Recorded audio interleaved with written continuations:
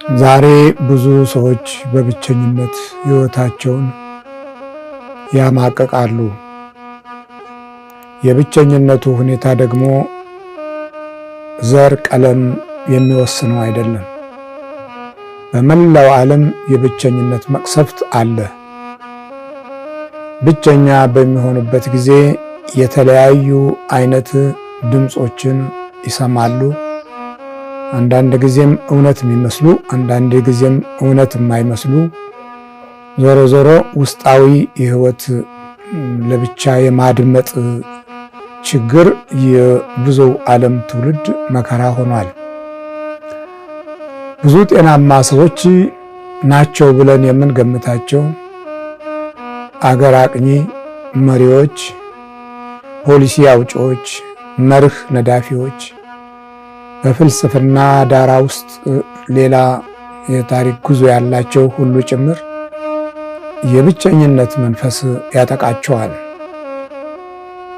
ይሄ የብቸኝነት መንፈስ ራሱን የቻለ የዘመናችን ልዩ መቅሰፍት ነው።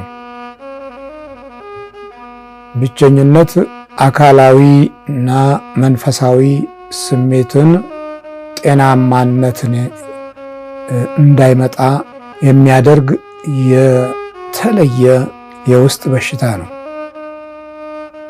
የብቸኝነት ችግር ሕፃናቶችን ሁሉ እየጎዳ መጥቷል። የ2 ዓመት፣ የ3 ዓመት፣ የ4 ዓመት፣ የ5 ዓመት ልጆች ብቸኝነትን ይለማመዳሉ። እንዲህ አይነቱ አስቸጋሪና ውስብስብ የሆነ የክፉ መንፈስ አሰራር አለበት የለበትም የሚለውን ገና ሰዎች ሊረዱት ያልቻሉና በእውነትም ለመገንዘብ እድሉን ያላገኙ ብዙ ሰዎች እንዳሉ እንገነዘባለን። በብቸኝነት ውስጥ ማን ያለው?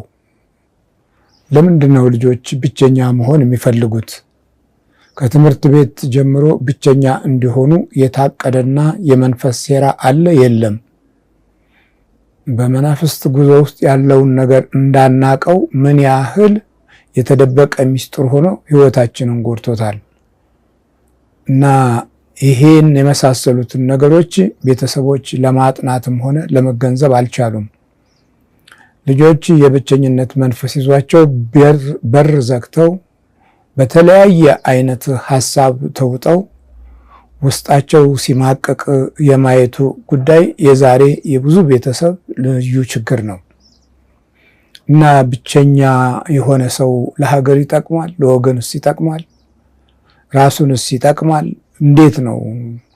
የንቃተ ህሊና መዳበር ጉዳይ ወይስ የአስተሳሰብ መውደቅና መዝቀጥ ከክፉ መናፍስት ደባል ኃይል ጋራ ያለ ጉርምርምታ አሊያም በዛ ውስጥ ያለ የድብታ ጸጥታ ነው ወይስ እንዴት ነው የሚለውን ነገር ለማገናዘብ ብዙ እንሞክራለን። እግዚአብሔር ማስተዋሉን ይስጠን፣ ሁላችንንም በመንፈሳዊ ጸጋ ይጎብኘን። መጽሐፍ ቅዱስ ወስዳችኋለሁ። ዘፍጥረት 2:18 ላይ የዚህ ቃል መነሻ የሚሆነን ኃይለ ቃል እናገኛለን። እግዚአብሔር አምላክ አለ፣ ሰው ብቻውን ይሆን ዘንድ መልካም አይደለም። ሰው ብቻውን ይሆን ዘንድ መልካም አይደለም። በዕብራይስጥ ምን ይላል? ቫዮሜር አዶናይ ኤሎሂም ሎቶብ ሕይወት አደም ለብኒ ለባዶ ኤሴሎ ኤዜር ከኔግዶ ይላል። ሰው ብቻውን ይሆን ዘንድ መልካም አይደለም፣ የሚመቸውን ረዳት እንፍጠርለት። የሚገርም ነው። ሎቶብ ሕይወት አዳማህ ለባዶ ሰው ብቻውን ይሆን ዘንድ መልካም አይደለም። መልካም አይደለም ሲል በፍጥረት ሂደት ውስጥ መጀመሪያ እግዚአብሔር ሰማይና ምድር በፈጠረበት ጊዜ መልካም ነው ያለበት ቃል በዕብራይስጥ ቶብ ትብላ ትታወቃለች። ቶብ ግን አሁን በኔጌቲቭ ወይም ደግሞ በተቃራኒ ስትጠራ ሎቶብ መልካም አይደለም የህዬ እያለ ዓለምን የፈጠረበት የይሁንታ ነባራዊ እውነታ ነው። ይሄ የህዬ ለብቻው መልካም አይደለም። ረዳት የሚመቸውን እንፍጠርለት። ኤኤሴሎ ኤዜር ከኔግዶ ረዳት እንፍጠርለት።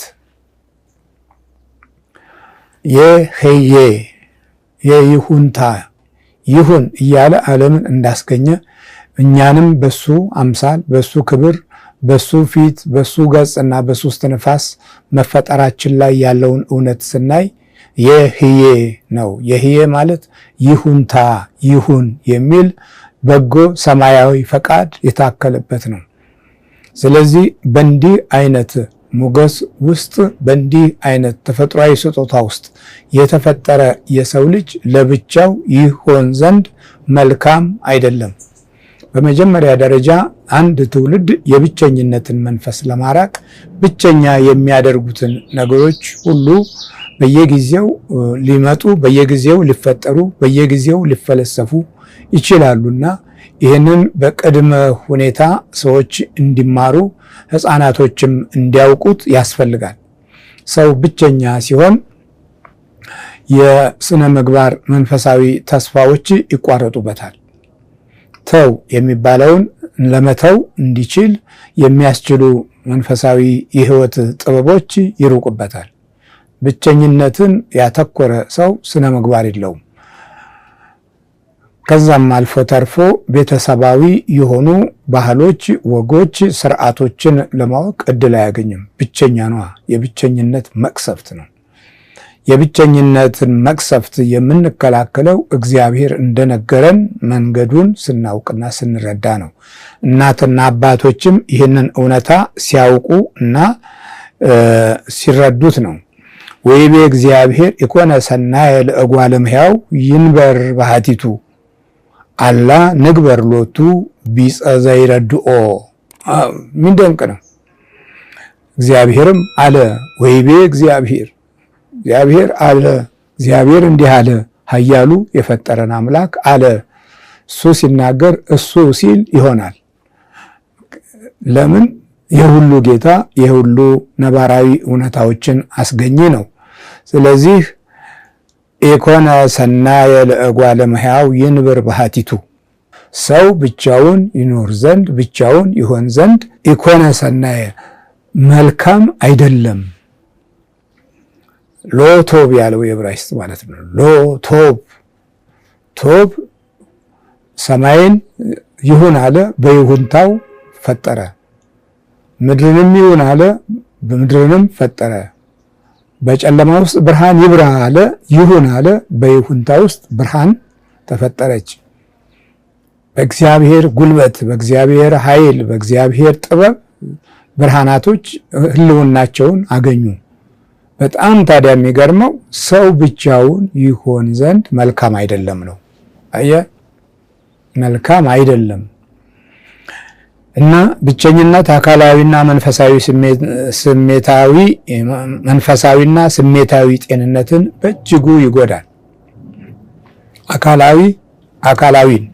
አካልን ለብቻ በሚያደርጉበት ጊዜ አካል ለብቻው ሲሆን መናፍስቶች ይመለከቱታል።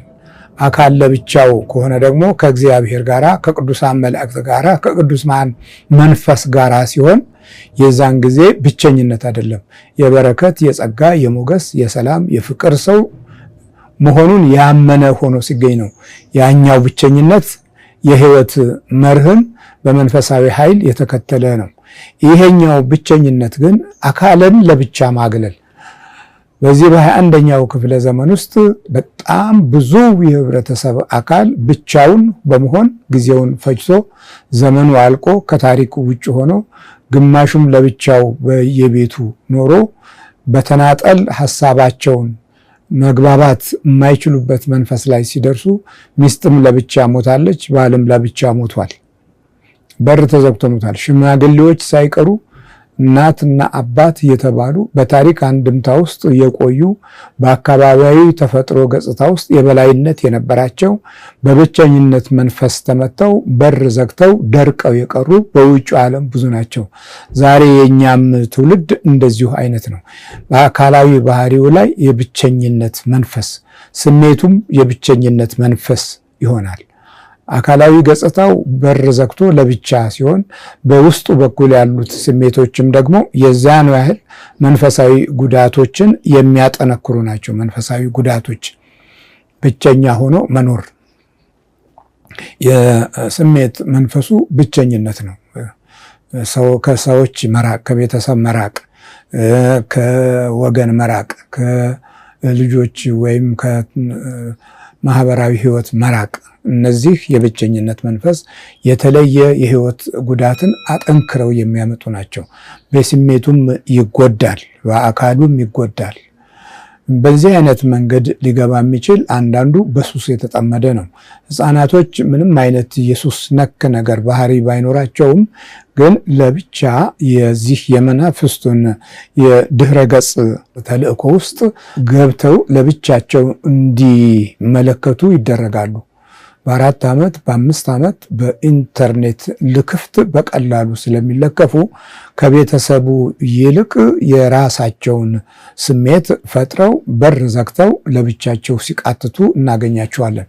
በዚህ ጊዜ በተደበቀ የመናፍስት አሰራር ስልት ውስጥ ህይወታቸው ይገባና ገና በ5 እና በ6 በ7 ዓመት የሱሰኝነት መንፈስ ይጠናወታቸዋል።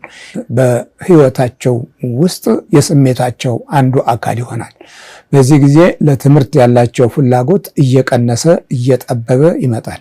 አንዳንድ ጊዜም በግምትና ዝም ብሎ በጌስ የሚያደርጉት የትምህርት እሽቅድምድሞሽ ለእናትና አባት የተሻለ እውቀት እንዳላቸው አድርገው ለማሰብ እንደሚችሉ አይነት ሆኖ ይከሰታል። እንዲህ አይነቱ ክስተት እጅግ በጣም አደገኛ በሆነ ሁኔታ ውስጥ እንዲወድቁ ያደርጋቸዋል። ስለዚህ የብቸኝነት መንፈስ አካላዊ ስሜታቸውን መናፍስት እንዲቆጣጠረው ይጋብዛቸዋል። በዚህ መልኩ የወደቁ ልጆች በቀላሉ አመላቸውን ወደ ሰብአዊ ፍጡር ለመመለስ ብዙ ቤተሰቦች ይቸገራሉ። የሚመራቸው የመናፍስቱ የቅዠት ዓለም ስለሆነ የቅዠት ዓለም ውስጥ ይገባሉ። ያ የቅዠት ዓለም ቨርቹዋል ወርልድ የሚባለው ነው።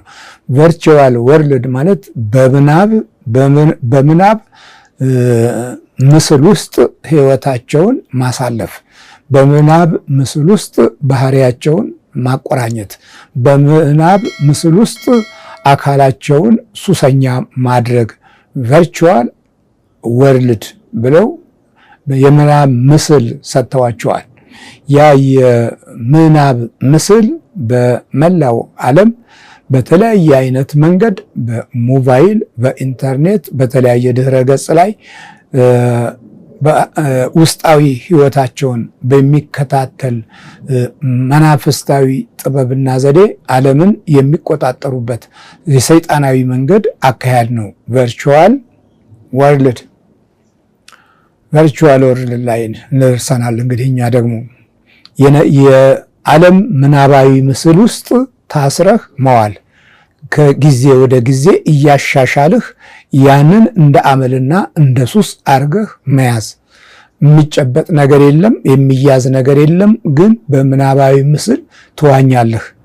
በዚህ ጊዜ ይሄ ቨርቹዋል ወርልድ ወይም ምናባዊ የምስል ዓለም ውስጥ መታነቅ፣ በዛ ውስጥ ተይዘህ ህይወትህንና ጊዜህን ማባከን፣ የትውልድ መሰረታዊነት የሆነውን የህይወት የመኖር አቅጣጫን በዚህ በማይታወቅ ዓለም ውስጥ እንደሚታወቅ አድርገህ መቀበል። እንዲህ አይነት በሚሆንበት ጊዜ ስሜትህም በዚህ ውስጥ ይወድቃል፣ አካላዊ ባህሪም በዚህ ይታሰራል። ከዛ በኋላ ቤት ዘግተህ አንዳንድ ጊዜ ትዝ የሚልህ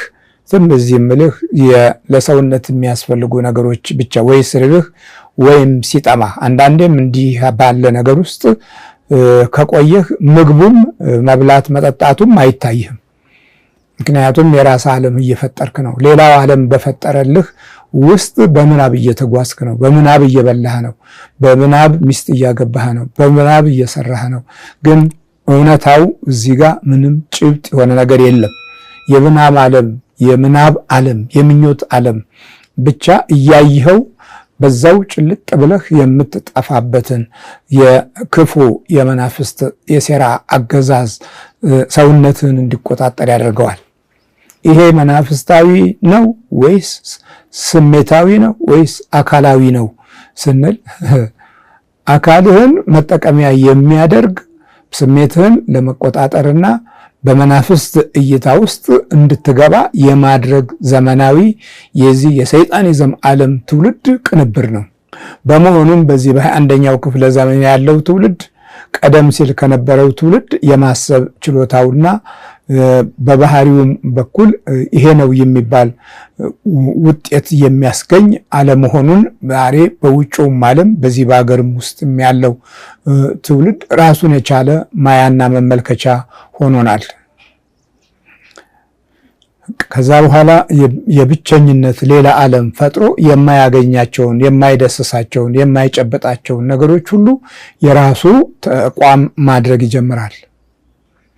መንገዱንም መውጫ መግቢያውንም የሚፈልገውን ነገር ሁሉ በቨርቹዋል ዓለም ላይ ይጓዛል፣ ይነጉዳል። በምኞት ቁጭ ብሎ አይሮፕላን ተሳፍሮ ይነጉዳል፣ በምኞት ይሄዳል። እንዲህ በምኞት እየሄደ የሚኖር ትውልድ ሐሳቡ ጤናማ ነው ብሎ መገመትና ለሀገር፣ ለእምነት፣ ለታሪክ አደራ ይበቃል ብለህ መገመት እጅግ በጣም የዋህነት ነው። ምክንያቱም በዚህ በማይጨበጥ ዓለም ውስጥ ሕሊናው ተይዟል። የስነ ልቦና ንቃቱም የዛኑ ያህል በዚሁ በመናፍስቱ ዓለም የታሰረ ነው። የብቸኝነት የህይወት ጉስቆልና ባህሪ ውስጥ ይመጣል። የሰውነቱ በየጊዜው መቀነስ፣ በየጊዜው መክሳት፣ አንዳንድ ጊዜ እውነት የማይመስሉ ነገሮችን ሲናገሩ መስማት፣ ከእውነታው ዓለም እና ከሚታየው ገጽታ ውስጥ መውጣት፣ የእናትና አባት ፍቅር እና ቤተሰባዊ ምክክሮች፣ ቋንቋዎችና ማህበራዊ ግንኙነቶች ከባህሪው መራቅ፣ እነዚህ ሁሉ ታሳቢ ሆነው በብቸኝነት ሲማቅቅ ይቆይና የራሱን ዓለም ፈጥሮ የራሱ እንጀራ ግን የሌለው የራሱን ሐሳብ በቨርቹዋል ወይም በምናብ ውስጥ አግኝቶ ግን የሚጨበጥ እውነታ የሌለው በምኞት ዓለም እየቃዠ ወደ መቃብር ይሄዳል። የማይጨበጥ በሚሆንበት ጊዜ ይናደዳል፣ ይበሳጫል፣ ከቁጥጥር ውጭ ይወጣል። ከዛም በኋላ አላስፈላጊ የሆኑ የመናፍስቶችን ሹክሹክታ ያደምጣል። እነዚህ እኮ ጠልተው ነው ለብቻ ያደረጉህ የሚል የመናፍስትን ድምፅ ከውስጡ ይሰማል። እነዚህ ድምፆች የጠላትነትና የተቃራኒነትን ሐሳብ የሚያመነጩ መናፍስታዊ ሹክሹክታዎች ይባላሉ። መናፍስታዊ ሹክሹክታዎች። እነዚህ መናፍስታዊ ሹክሹክታዎች በልቡ ውስጥ ያወራል፣ በህሊና ውስጥ ያወራል፣ በአእምሮ ውስጥ ያወራል፣ በነፍስ ውስጥ ያወራል። አልፎም ተርፎ በስጋ ክፍል ውስጥ አንደኛው ነገር ላይ ሁሉ ሲያወራ ትሰማዋለህ። አንዳንድ ልጆች እጃቸው ላይ የሚያወራ እየመሰላቸው እጃቸው ላይ ይመታሉ። ምንድን ነው የሚያወራው ብለው ይመታሉ። አንዳንዶቹ ደግሞ ራሳቸውን ይመታሉ። አንዳንዶቹ ደግሞ ልባቸውን ይመታሉ። አንዳንዶቹ ትከሻቸውን ይመታሉ። አንዳንዶቹ ደግሞ እግራቸውን ወደታች ይመታሉ። ለምንድን ነው የሚመቱት? ያዋራቸዋል፣ ወሬውን ያደምጣሉ። ማውራቱ ሲሸለቻቸው እንዲሸለቻቸው ያደርግና የሞት አቅጣጫዎችንም ይጠቁማቸዋል። የሞት አቅጣጫ በምን አይነት ሞት መሞት እንዳለበት ይመክረዋል። ወይ በውሃ ውስጥ፣ ወይ በገደል ውስጥ፣ ወይ በመኪና መጋጨት፣ አሊያም ደግሞ መድኃኒት መርዝ ጠጥቶ በሞት፣ አሊያም ደግሞ መድኃኒቶችን አብዝቶ በመቃም እንዲሞት የሚደረጉ የሞት ምልከታዎች በባህሪ ውስጥ ይነበባሉ። ይህንን የብቸኝነትን መንፈስ ለመከላከል የሚያስችለው አንዱ መንገድ ቤተሰቦች በጋራ የሚጸልዩ ከሆነ ነው። አባት እና እናት ማምለክና መስገድ ሲጀምሩ መናፍስቱ ለአምልኮት የተገዛ ስላልሆነ ይርቃል። ቢያንስ እየራቀ ይሄዳል። አንዳንድ ጊዜ እየመጣ አደጋ ቢያደርስም የሐሳብ ነውጥ ፈጥሮ ወደ ነበሩበት ለመመለስ ቢታገልም ግን ከጊዜ ብዛት ከጸሎት ከስግደት ብዛት ለእግዚአብሔር ጊዜ ከመስጠትና ልመናን በጠላት ላይ ኃይል ማግኘት እንዳለበት መረዳትን የሚያህል የሕይወት በጎነት በውስጡ ሲጀምር መናፍስቱ በጎነትን አይወድም፣ መታዘዝንና ቅንነትን አይወድም፣ ሰላምን፣ ፍቅርን አይወድም። ስለዚህ የማይወደውን ነገር መፈለግ ነው። የማይወደውን ነገር በሕይወታችን ውስጥ ማዘውተር ነው። ስለዚህ የብቸኝነት ክፉ ኃይልን የምንቋቋመው በዚህ በዘመናዊ ቴክኖሎጂ ውስጥ ባለ የመቃተት መንገድ ሳይሆን በጸሎትና በአምልኮት ነው። ስለ ቅዱሳን በመማር ስለ ጻድቃን መንፈስ በመማር እንዲሁም ደግሞ የክፉ መናፍስቶችን ጎጅነት ለማወቅ ራሳችንን ዝግጁ ስናደርግ የቨርቹዋል ዓለም የሰይጣኒዝም አካሄድ በተሻለ መንገድ በባህሪያችን ላይ ለመግለጽ የሚያደርገውን ጉዞ ቶሎ ልናቆመው የምንችልበትን እውነት እናገኛለን። ሳይንስና ቴክኖሎጂ ይሄ የተለየ ጥበብና ዘዴ ነው በሚለው ብቻ ስንጓዝ የምናብ ዓለም ይዘን ሀብታችንንም ገንዘባችንም በምናብ ውስጥ አስገብተን እንድንማቅቅ የሚያደርጉን የሰይጣኒዝም አባል ሰዎች የሚፈጽሙት ተግባር መሆኑን አለመዘንጋት ነው። እግዚአብሔር ማስተዋል ይስጠን።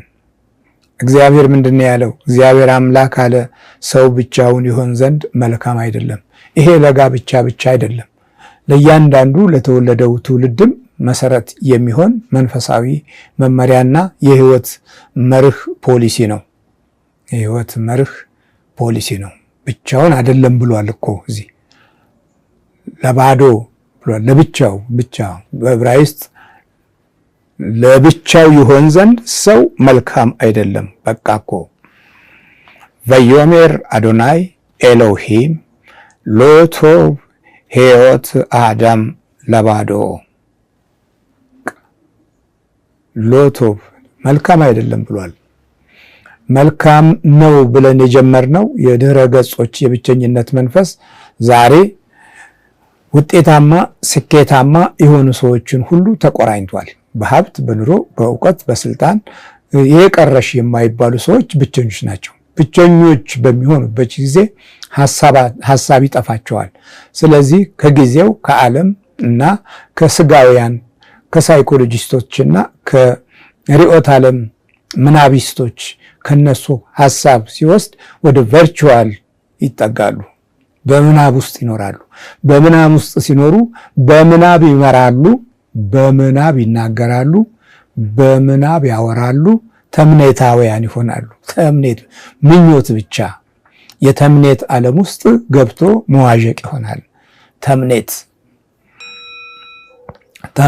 በህሊና ውስጥ አስቀምጠው ወደ ውጪ ስታወጣው የተወሰነው ይሆንና ሌላው የማይሆን ይሆናል። የተወሰነው የሚሆነው በተፈጥሮ በምታደርገው ትግል ውስጥ ነው። ያን ታግለህ አሊያም በጉልበት አሊያም በኃይል አሊያም በስልጣን አሊያም ገደብ በሌለው አገዛዝ ውስጥ ልትፈጽመው የምትችለውን ቨርቹዋል ምናባዊ አመራር ተምኔታዊነትን በባህሪ ውስጥ እያነገስ ስትቀጥል እንቅፋቱ የሚታወቀው አሁን አይደለም፣ እየቆየ የታሪክና የሰብአዊ አንድምታህ ከአንተ ጋር አልተገናኘምና ውጤቱ መራራ ለቅሶን የሚያስቀጥል ይሆናል። ወደ ራስህ ስነ ልቦና ለመመለስ ምን ያህል አስቸጋሪ ነው ይሄ። በእንዲህ አይነት ውስጥ የሚገቡ ሰዎች ራሳቸውን ቶሎ አያገኙትም። ምክንያቱም ሌላ የተዋቀረ ኃይል አለ፣ የተደራጀ እና በዓለም ቴክኖሎጂ ውስጥ ስር የሰደደ አጥቂ የጥፋት መናፍስቶች ህይወቱን አዋቅረውታል። ስነ ልቦናው ተይዟል። አይነ ህሊናው ተይዟል። የመንፈሳዊነት አቅሙ ሙሉ በሙሉ ተሟጥጦ ራሱ ቨርቹዋል ሆኗል፣ ምናባዊ። በሌላ አነጋገር የቅዠትን ዓለም በባህሪ ውስጥ ይዟል። ይህን የቅዠትን ዓለም ወደ እውነታ ለመለወጥ ምን ያህል ሰው መጉዳት አለበት? ምን ያህል ሰው መሰቃየት አለበት? ምን ያህል ሰው መሞት አለበት?